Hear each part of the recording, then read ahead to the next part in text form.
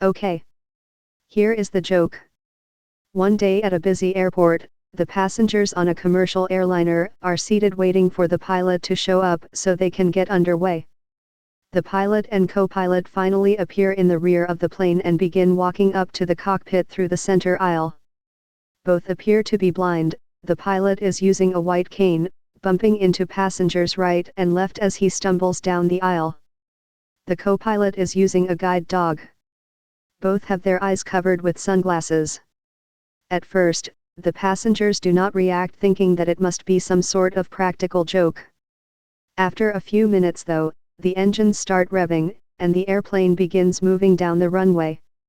The passengers look at each other with some uneasiness. They start whispering among themselves and look desperately to the stewardesses for reassurance. Yet, the plane starts accelerating rapidly, and people begin panicking.